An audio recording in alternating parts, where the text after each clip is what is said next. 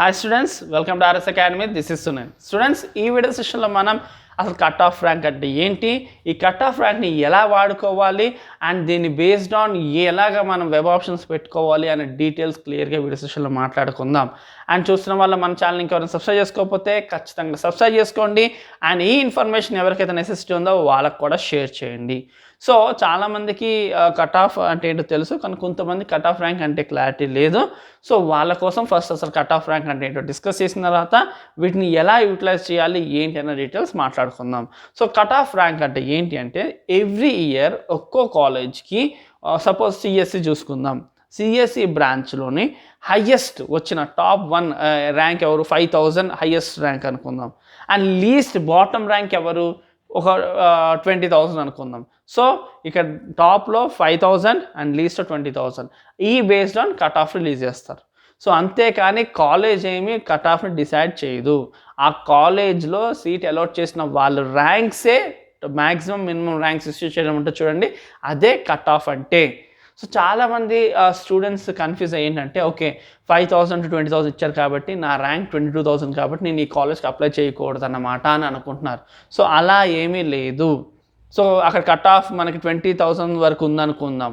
So 1,20,000 అతను కూడా పెట్టుకోవచ్చు. ఏమో అతని క్యాస్ట్ అదృష్టంగా ఉండి అతను లోకల్ ర్యాంక్ అదృష్టంగా పనిచేసి సీట్ రావచ్చేమో చెప్పలేం. సో ఎవ్రీ ఇయర్ ఒకటే కట్ ఆఫ్ ఉండదు, అంటే ఎవ్రీ ఇయర్ ఒకే రేంజ్ ఆఫ్ ర్యాంకర్స్కి సీట్ అనేది అలాట్ చేయడం అని ఉండదు. ఎందుకంటే మన దగ్గర సీట్ అలాట్మెంట్కి చాలా కారణాలు ఉంటాయి. సో మనకి లోకల్ ర్యాంక్ మ్యాటరే అండ్ కేటగిరీ ర్యాంక్ మ్యాటరే. సో మన కేటగిరీలో అంటే మన క్యాస్ట్లో మన కాంపిటీషన్ ఇచ్చే వాళ్ళు తక్కువ ఉన్నారనుకోండి, మనకే వస్తుంది ఆ సీట్. సో ప్రతి కాలేజీలో ఉన్న సీట్స్కి ఎస్సీ వాళ్ళు ఎంతమంది ఉండాలి, ఎస్టీ వాళ్ళు ఎంతమంది ఉండాలి, బీసీ వాళ్ళు ఎంతమంది ఉండాలి, ఓపెన్ కేటగిరీ ఎంతమంది ఉండాలి ఫిక్స్డ్గా ఉంటుంది. సపోజ్ మీరు ఒక బీసీ క్యాండిడేట్ అనుకోండి, మీ బీసీలో మీకు ఇంకెవరు పోటీ ఇచ్చేవాళ్ళు లేరు.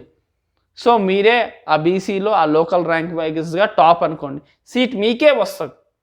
సో మీరు ఇలాంటి అపోహలకు పోయి మీరు పెట్టుకోవడం మానేయకండి. మీరు వెబ్ ఆప్షన్ ఎన్నైనా పెట్టుకోవచ్చు కాబట్టి పెట్టుకోండి. సో ముందుగానే 25,000తో కట్ ఆఫ్ ఉంది, నాకు 30,000 నేను పెట్టుకోకూడదు అనమాట, నేను ఎలిజిబుల్ కాదన్నమాట అని ఏమీ లేదు. సో మీకు కట్ ఆఫ్ ర్యాంక్స్ కూడా చాలామంది అడుగుతున్నారు. సో మీ అందరి కోసం కింద డిస్క్రిప్షన్లో 2020ది 19ది 18ది ఇయర్స్ సంబంధించిన కట్ ఆఫ్ ర్యాంక్ కూడా కింద ఇవ్వడం జరుగుతుంది. అండ్ దాంతోపాటుగా చాలా ఇంపార్టెంట్ వీడియోస్ సంబంధించిన లింక్స్ కూడా కింద ఇవ్వడం జరుగుతుంది.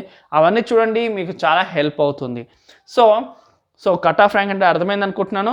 మనకి ఆ ఇయర్లోని ఆ కాలేజ్లో వచ్చిన హయ్యెస్ట్ అండ్ లీస్ట్ ర్యాంక్స్ మనకు తెలుస్తుంది అంతే.